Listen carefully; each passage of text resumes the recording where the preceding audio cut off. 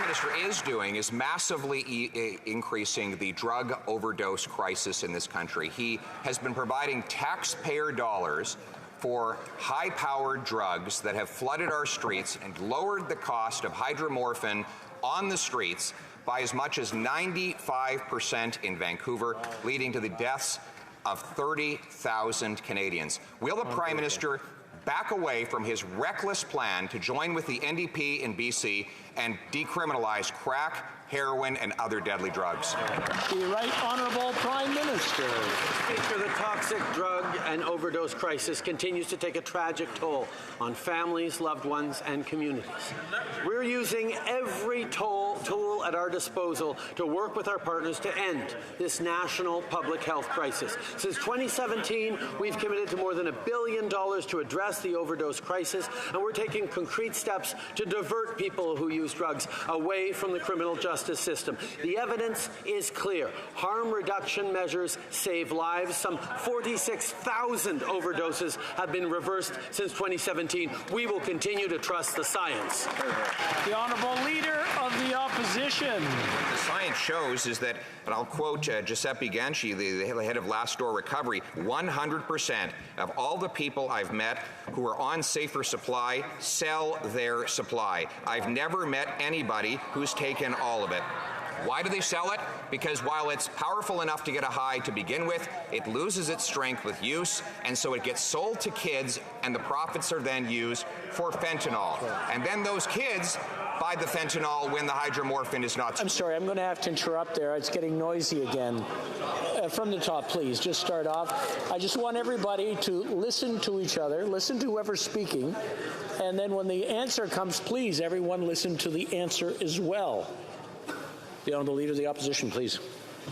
Furthermore, to quote a recent article on the matter, according to some experts I spoke to, this has caused the price of hydromorphone, the primary opioid dispensed at safer supply sites, to drop by an estimated 70 to 95% in cities with safer supply programs.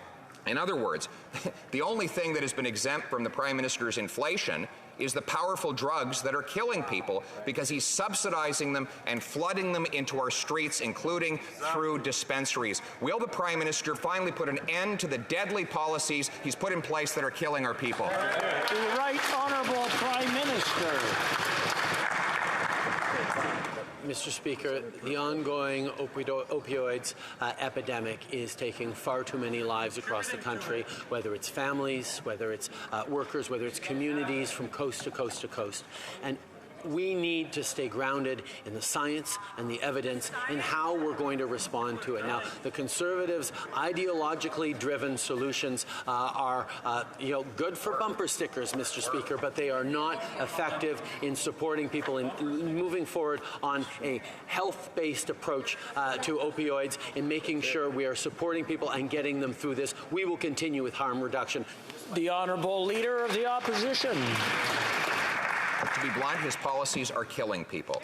The number of deaths, the number of overdose deaths that have happened in this country, and in British Columbia in particular, where the policies of this government and the NDP are most advanced, are up by 300%. Those deaths were 75% lower before these policies came into place. But worse, beyond just subsidizing deadly drugs, now he wants to decriminalize crack, heroin, cocaine in partnership with the NDP government in BC. This policy is insane. It is killing people. Will the Prime Minister reverse it before it's too late for more Canadians? The Right Honourable Prime Minister. Mr. Speaker, the ideological fear-mongering coming from the Conservatives is all too typical and all too unfortunate. We have seen this kind of rhetoric before. Okay, I'm sorry. I'm going to have to stop everything again. We'll wait a few seconds. The Right Honourable Prime Minister, since we just started, please start from the top. Mr. Speaker, the ideological fear-mongering from the Conservatives is alarming. It is the kind of rhetoric that we've seen all too often from the American far right and now here in Canada. We need to stay grounded in what the frontline responders are telling us, in what the frontline doctors and health experts have been doing to save lives across the country. We will continue to work on a harm reduction approach. We will continue to work with frontline partners. We will not be swayed by the ideological approach of the Conservatives on supporting people as we fight this epidemic. The Leader of the Opposition. What is truly alarming is a walk through many of our inner city streets.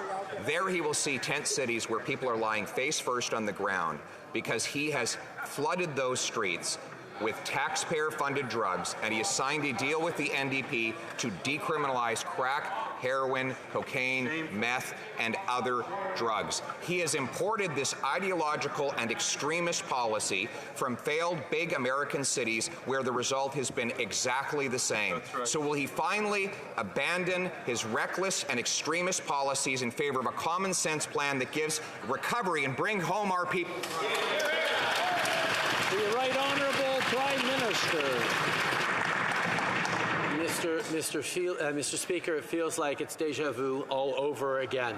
We spent years in opposition fighting against the Stephen Harper ideological approach that stood against harm reduction, that allowed people to die in the streets, that criminalized drug users. Mr. Speaker, that failed, and Canadians chose a different path in 2017, one grounded in evidence and science and compassion and a health approach to treating addictions, not a justice system approach to treating victims.